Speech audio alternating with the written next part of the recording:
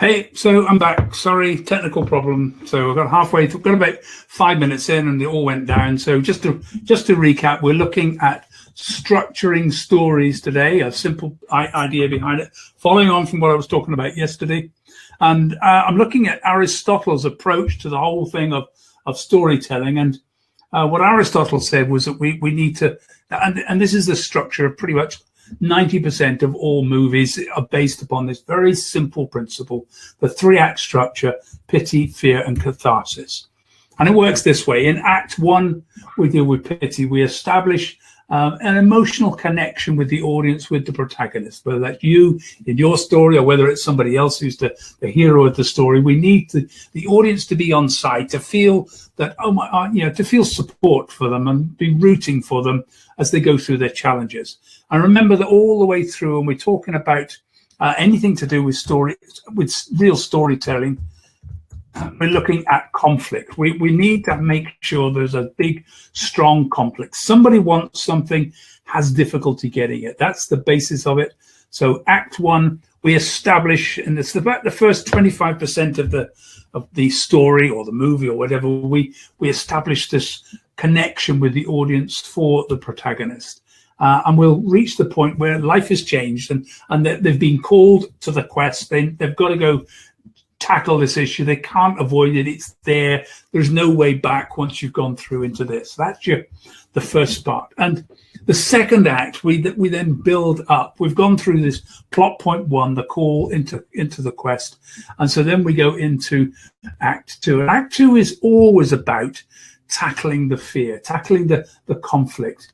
And what generally happens within a story is in the first half of Act 2, we see the protagonist meeting challenge after challenge, and it's like the personal learning curve. They're not sure how to deal with this conflict. They're making mistakes, and we're seeing them pick the wrong sides, pick the wrong partners, make the wrong decisions, until finally at around about the midpoint of Act 2, we get to the point, and it's called the midpoint, when suddenly there's a personal crisis.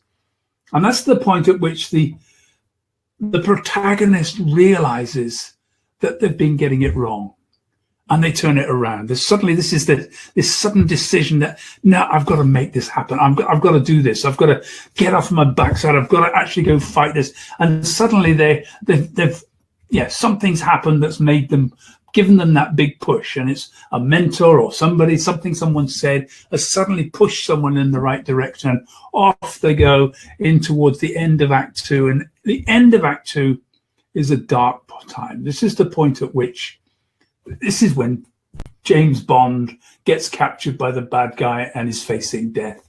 And we know that something's going to happen. Always, in all great movies, the protagonists get caught by the monster, by the bad guy. We're facing the Inland Revenue are there. They've slapped the bankruptcy notice down on front of you, and you've suddenly got 28 days to sort it all out. It's the time you think, how on earth are they going to get out of this? This is the crisis. This is plot point 2, the point at which everything looks as if it's all gone wrong. And then the glimmer of hope. Something happens, some little twister, a help from outside. It's the point at which in the old Western movies suddenly you hear the cavalry coming in to help. At the point at which they're all going to be massacred, suddenly the cavalry comes in and we're off. And we're off into Act 3 now, when we're going to hit the final battle. We're going to beat the monster. We're going to destroy it all, and we're going to come back to back to be accepted by everybody as having fought this. And life will never be the same, because we've fought our monster. We've faced our final conflict. We've gone through a near-death experience or something else, and we're finally there, able to live our lives in a new world that has changed. I think the poem that really helped me to understand this one is a poem by Lewis Carroll called The Jabberwocky. And I'll just recite that for you, just so you get an idea of how it goes. "'Twas brillig, and the slithy toves did gyre and gimble in the wabe. All mimsy were the borough groves, and the mome raths outgrabe. Beware the Jabberwock, my son, with jaws that fight and claws that snatch. Beware the jump bird and shun the frumious Brandersnatch. So our hero is being called to quest. Off he goes to fight the Jabberwocky. He took his vorpal sword in hand. Long time the manxome foe he sought. Then rested he by a tum-tum tree and stood a while in thought. All his searching for this monster has been in vain, doesn't know what to do. But as in offish thought he stood, the Jabberwock with eyes of flame came whiffling through the tulgey wood and burbled as he came. Finally, it's the conflict. This great monster has suddenly found him, and he's facing it. 1, 2, and 2, and through the vorpal blade went snicker-snack. He left it dead, and with its head he went galumphing home. Plot point 2, we're at it, the final near-death conflict, and he's won, and off he's gone home. And hast thou slain the Jabberwock? Oh, come to my arms, my beamish boy. Oh, rapturous day, Callooh, Calais, he chortled in his joy. He's been welcomed back, the hero has returned. 'Twas brillig, and the slithy toes did gyre and gimble in the wabe. All mimsy were the borogroves, and the moon rats outgrabe.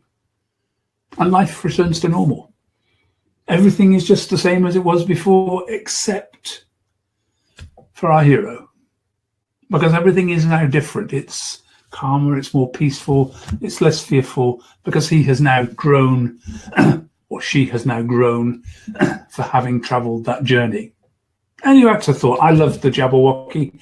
I think it's one of those poems full of meaningless words that actually mean an awful lot because it's the energy behind it. But I think it's a perfect summary of Aristotle's 3-act structure of pity, fear, catharsis.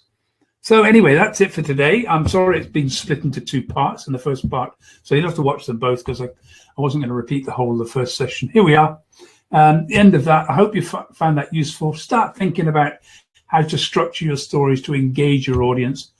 Come along. Record them, put them on eSpeaker Live. Just join the Facebook group.